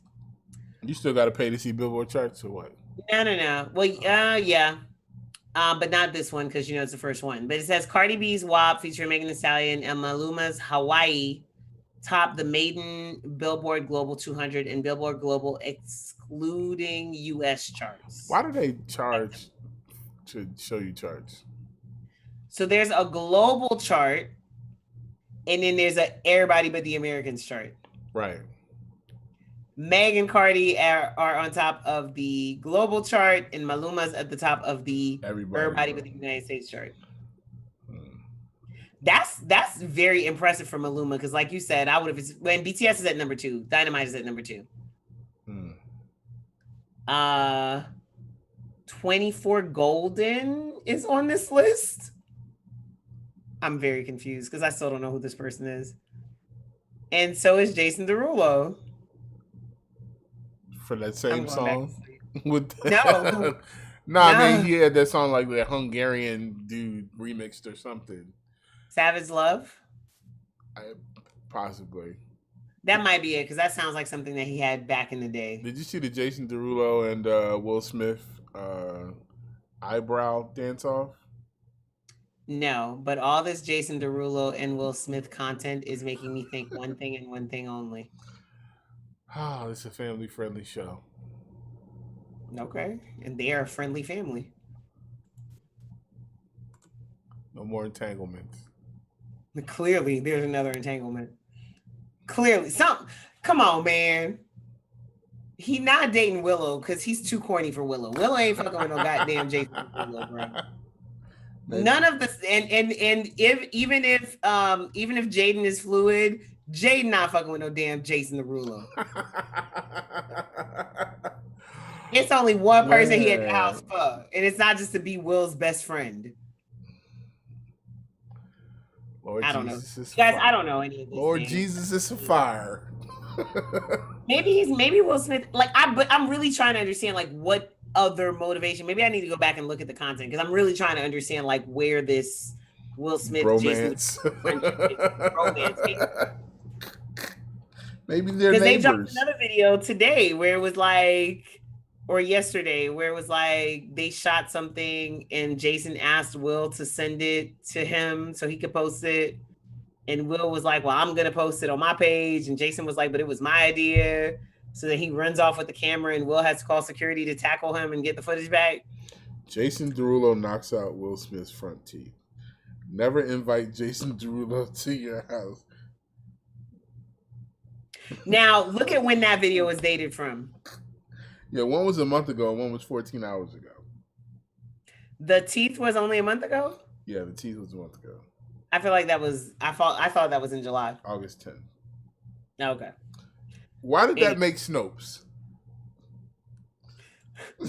Because people probably didn't believe that he knocked his teeth out for real. I said people did. That was the problem. Oh, he didn't really knock him out. I also wanted to shout out Big Sean, who topped the Billboard 200 with Detroit 2. He just dropped the video for my favorite song off of that project. Mm-hmm. The Troll did not top the charts like he thought he was going to. Salty balls. And he's mad. He is upset. So back in June, United Masters announced that they were partnering with Cash App to create a grant called Cash for Change to showcase artists advocating for social change. And they were giving away $4,000 a day for 25 days. And that completed as of yesterday. They gave out all the money. Where do they get the money for those types of things? From Cash App? You know Cash App getting plenty. I know, but I'm just wondering, because they're not giving away free money. Where do they actually get the money to give away? Like, is it in a deductible? Like, yeah, it's probably it probably becomes a write-off. Okay. Yeah, that's definitely got to be a write-off. I would assume, because it is a charitable endeavor. So shouts to Steve Stout. And then, like, you know, they made a playlist also. Presumably, I'm assuming the artists that applied for the grant, maybe, but there's a playlist that you can find from United Masters for that. I also wanted to let you guys know that Live Nation has announced that they will be turning a bunch of their venues into polling sites for the elections. Yeah. In Los Angeles, Austin, and Atlanta. These polls are not going to be open early, but they are opening on November 3rd, which is election day this year. Let me see. In LA, it's going to be at the Wiltern and the Hollywood Palladium. Here in Atlanta, it's going to be at the Buckhead Theater. And in Austin, it's going to be, oh, come on. I was just reading this. If these old damn Forex traders don't get the hell off my my Instagram, talking about anyone need a bill covered. That's so funny. In Austin, it's going to be at Emos. And they're going to be at the Fillmore in Philadelphia, which is where our aunties just did their verses from. Mm-hmm. So again, guys, please start planning now. Your election day plan. Oh, you know what else you can do on election day? You can bring people food. Word. That's the thing that you can do. Like, go get some donuts or go get a $5 pizza situation and pull up on folks that are standing in line and give them incentive to not have to leave. I think that was all our news items for today, yeah? I think so. Skip anything?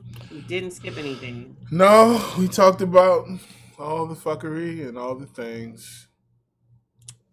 Alicia Keys has a new album that's out right now. Called Alicia. A lot of folks are talking about it.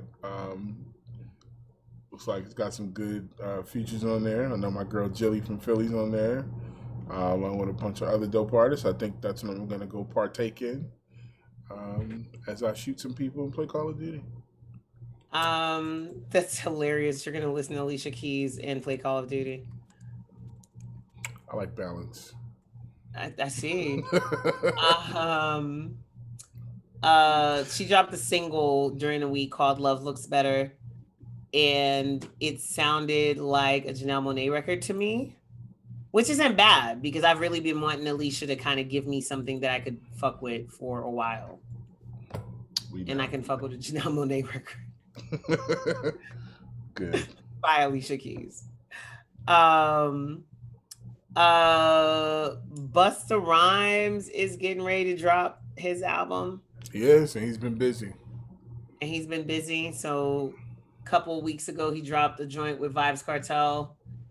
I think um, Vibes verses were better mixed and sounded like they were better recorded than Busta's. I want to understand what is going on in fucking jails in Jamaica. Okay. Um, and then today he came back with a new joint Work called You. release. It is produced by and features Anderson .Paak, and Benny Boom did the video, and that video is on YouTube right now, and y'all should go check it out. Facts. We also got some new stuff from Ludacris and T.I. this week. Tip went and got Thug, and I feel like Tip and Thug need to just go on ahead and give us an album. Did they do that already? No, they didn't, but they should. They really should. This new joint is not about the money.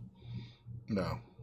That was a humongous record. If it ain't about the money. That was such a good record. Like, I don't even know whose drop that was at the beginning, who produced the song, but that, like, from the drop to the very last little bit of the xylophone at the end, that song fucking went. I got a funny story, funny T.I. story real quick.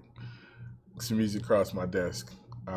Someone who Tip met, and the guy was like, yo, T.I. said send his music. So Miss Marto was like, yo, we gotta listen to this to see like if there's something we should send a Tip. So I got the A&R that situation this week. It was pretty funny. I'm not gonna tell y'all what was it something to send a Tip? I'm not gonna Of course say. it wasn't. It's okay.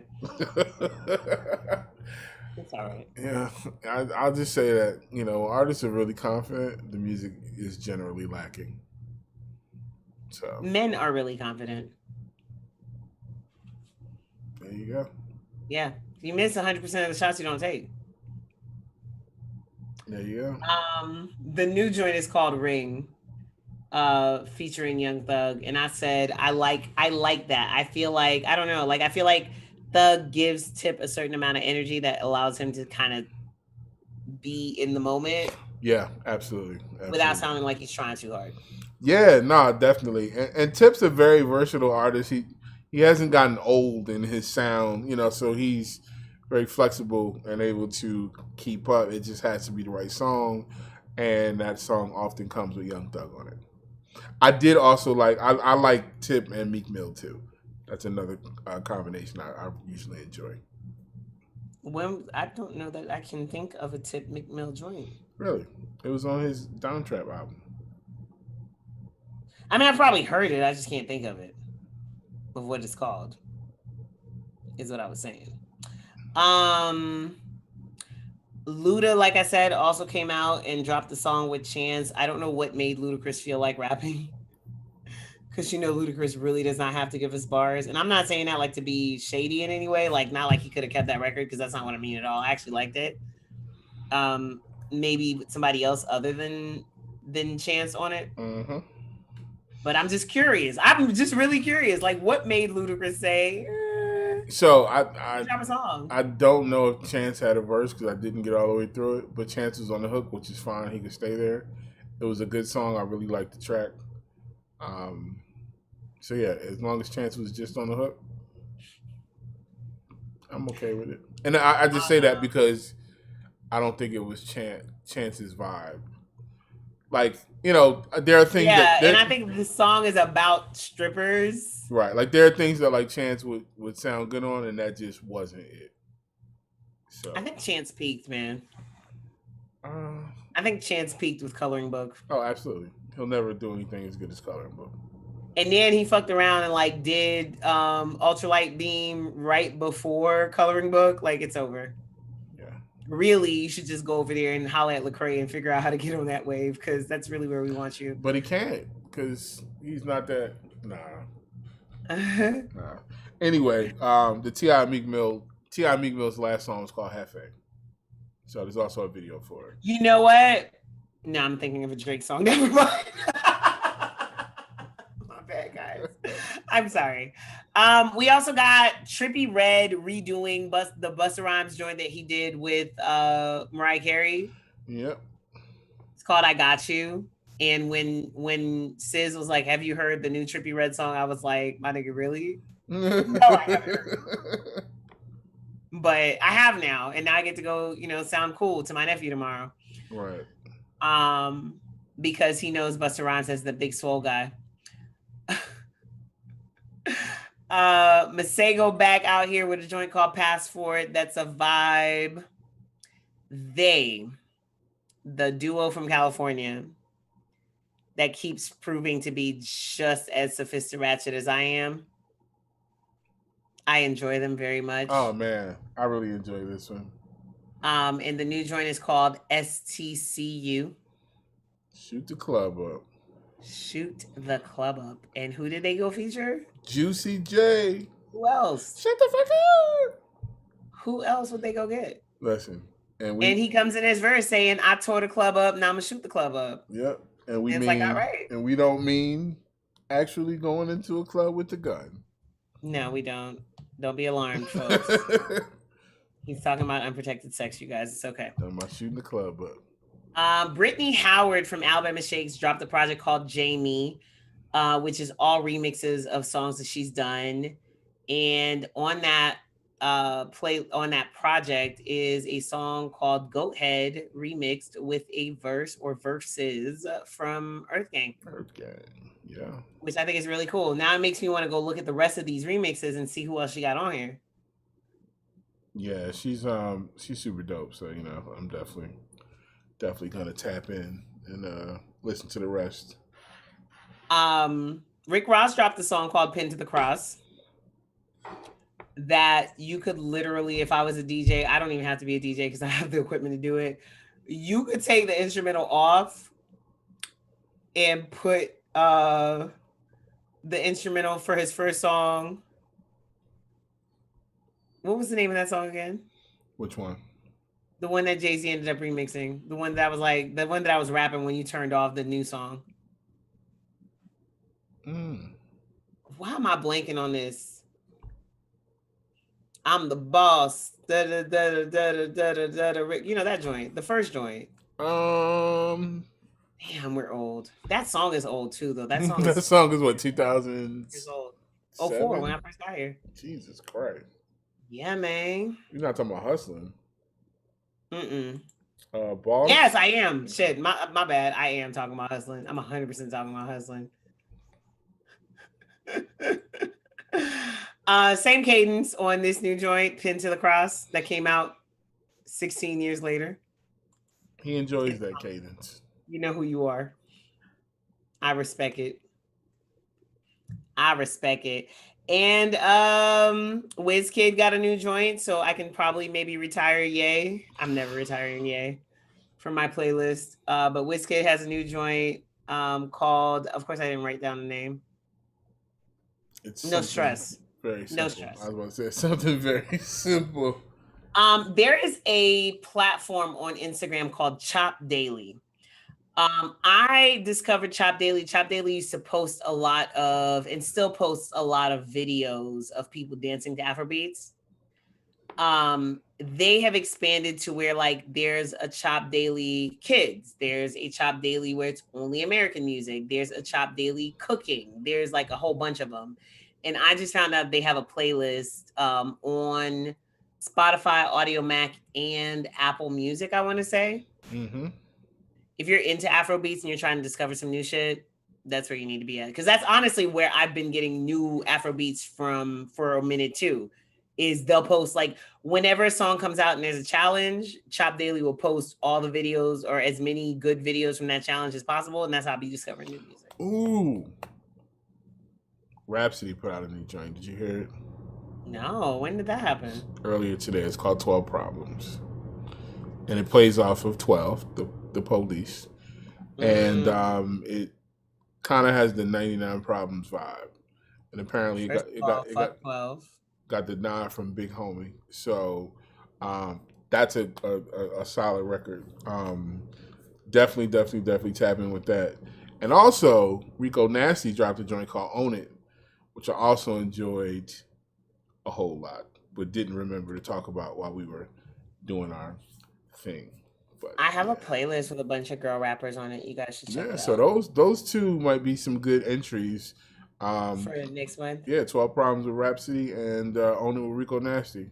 Maybe I won't wait till next month to add stuff to it. Maybe I'll just wait till next month to drop the playlist of things I've added. Because y'all know my mind is a sieve. I be forgetting shit. And lastly, we just discovered a young lady named Anita. Mm-hmm. She has a song called Me Gusta. It features a guy named Mike Towers who legit sounds like Ty Dolla $ign in Espanol. Mm-hmm.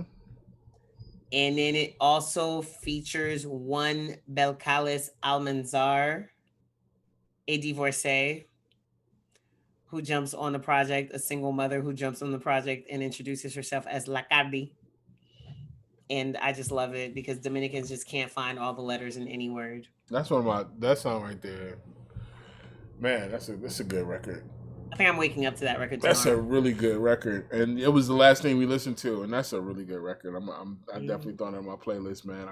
That shit made me want to go back to Puerto Rico. Everything makes me want to go back to Puerto Rico. Yeah, everything makes me want to go back to Puerto Rico also.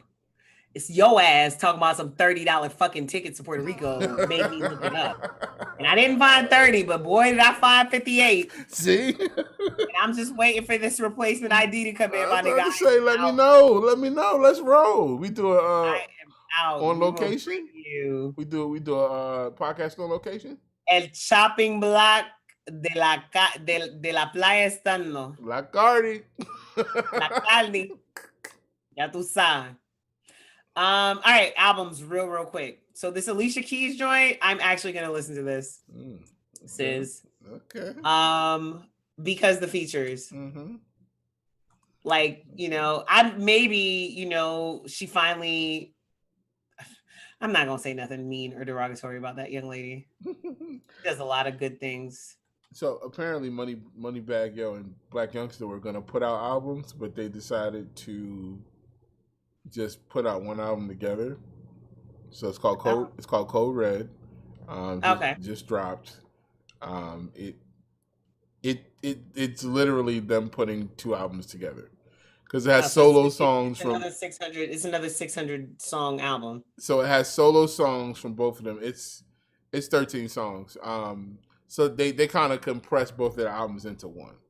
So and the one thing I can say about that camp, they always put out all the credits. So a lot of cats don't post all the credits. They have them all. Shout out to my OG Mike Brinkley. They have them all down to the studio personnel, to the mixer, to everybody, man. So shout out to the camp, Moneybagg Yo, Black Youngster. Yeah. Okay, so on this Alicia Keys album are features by Diamond Platnumz, who is a Afrobeats artist who I love. Mm-hmm. Sampha, who is a female rapper who is a singer from the UK. Excuse me, thinking of the other Sampha, the Great. Yeah. Anyway, Tierra Whack is on there. Tierra Whack is like my fave. I really want to be Tierra Whack's friend. Like really, really. Miguel is on here, Khalid is on here, Snow Allegra is on here, and Jill Scott is on here. Even if I didn't listen to none of the songs that Alicia is on by herself. I'm sorry. That's still 1, 2, 3, 4, 5, 6, 7 out of the 15 songs. I'm not mad at it. I see. Kasim Dean only appears as a producer on one song. Yeah, I see. Shout out to the homie Rance. 1500 or nothing. I see him on this joint. I see some Mark Ronson. I see some Big Ben. I see some nice things. Oh no, I'm sorry. Kasim is on there twice. Pardon me. The first song and the last song. Way to get out the way. I'm sure he EP'd this. Of course. That's cool. Tricky Stewart. Hey. Yeah, Tricky Stewart's on there. The Dream's on there a couple times. Mm-hmm. Sean C is on here. I'm fucking with this. I'm gonna go check this out. Raphael Sadiq. I love Diary so much that I've really been waiting for her to pull me back in for all these years. Her debut album, Songs in A Minor, actually just went 7 times platinum last night. which I thought was pretty cool. Who else dropped today? So we got new album from Little Tecca, Virgo World. Shout out to all my Virgos out there. Um, Problem dropped Coffee and Kush. And Ziggy Marley dropped More Family Time. Uh, Keith Urban dropped The Speed of Now. Thelonious Monk dropped Palo Alto. And Burner is still dropping music. He dropped Russ Buffalino. Sir. So that was unnecessary. I'm just, he's active. That's all I'm saying. So yeah, it's kind of a light week, but You know what else happened while we were recording this? What? Justin Bieber and Chance the Rapper dropped a record called Holy. Did they? They did.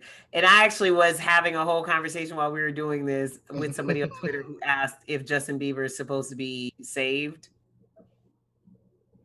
What? And I was like, I feel like Justin Bieber is saved, but like, that special sect of saved people that have real sketchy pasts. I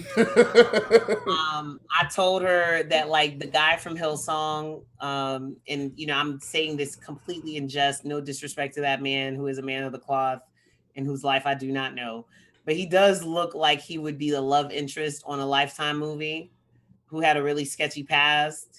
And the protagonist, who is always a woman from out of town that moves to a small town in Lifetime movies, that's how it works. She doesn't know that before he was volunteering as the handyman at the church, he really used to be like a heavy duty meth dealer or something. Like, I mean, this is just an interesting drop for me because last week I saw Justin Bieber doing a video for Drake. So I enjoyed that video, but also was trying to understand the amount of people in Bieber's house. Yeah. In a pandemic. This one's produced by Tommy Brown of Ariana Grande fame, Frank's John Bellion, and Jorgen Odegaard. John Bellion, another dude who somehow has carved a really nice career for himself as a producer, songwriter, artist. Like, this dude's got fans, and he sold his catalog to Hipgnosis, so he got a big old bag too. So shouts to him. Shouts to the people that know how to get in and get out the way. Man, because I was thinking about what's his name the other day, and he's so out the way that right now I'm thinking of his face and his government, and I can't even call his actual producer name, so we're not even gonna shout him out. But there's a lot of people like that. So you got Money Mouth with Tyga, Sweetie, and YG. Definitely gonna check that out. And T-Pain, Nooks Bells. I really enjoy T-Pain. I really enjoy T-Pain too. I really enjoyed T-Pain's intro for his new video game channel on Twitch.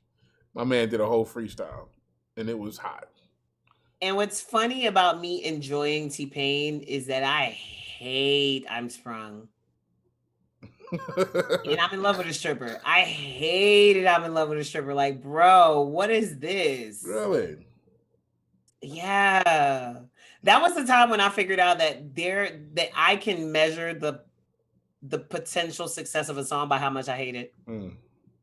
Like, if it's meant for bitches and I hate it, it's gonna be a hit. That's what happens. Like that Chris Brown record that has the sped up old school beat. Does that go crazy? Yes. And that's not just like an Atlanta special, right? Because Atlanta back in the day used to do that. They would just, I'm not making that up. Y'all, if y'all did not know, Atlanta back in the day, and when I say back in the day, I mean as recently as the 2010s, would take a slow song and put it over like a bass beat and just put it on the radio like that. And you listening to it like, this is wrong, but it's also so right. Smoke. And that's what it sounded like. It sounded like Chris Brown Go Crazy. I hate that song. Smoke DZA put out a record called Santos Party House. And it features Wiz Khalifa, Currency, and Big Crit. What's the name of and that crew girl again? and Weren't they part of a crew and at one also point? Girl Talk. Weren't they part of a crew at one point? Smoke a lot of weed. I mean, it was literally something to that effect. It was like Smokehouse or something like that. Right, like I'm just thinking about them. And I'm like, yeah, and it's dope. Anybody who knows what Santos Party House is, the cover is a flyer of like a party at Santos Party House with Wiz Khalifa, Big Crit, Currency, and Girl Talk, and of course it costs $4.20.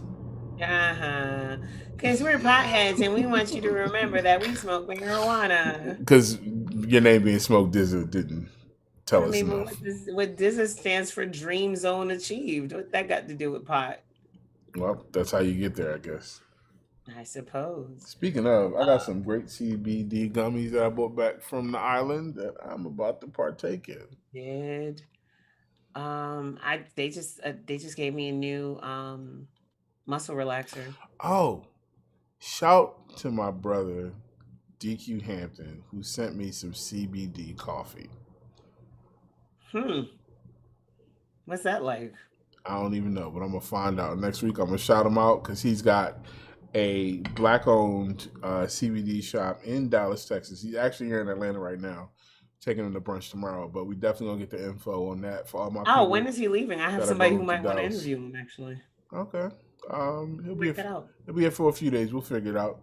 But yeah, shout out to the homie DQ. I'm trying to figure out what the name of the little crew is or whatever. Like literally everybody you just said, except for that one name Girl that Talk. I don't remember.